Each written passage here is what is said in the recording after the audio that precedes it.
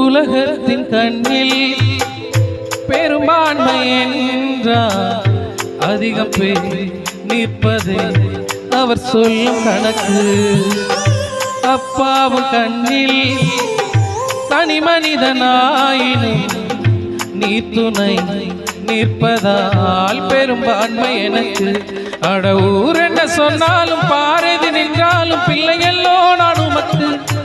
அட ஊர் என்ன சொன்னாலும் பாரதி நின்றாலும் பிள்ளையல்லோ நான் உமக்கு.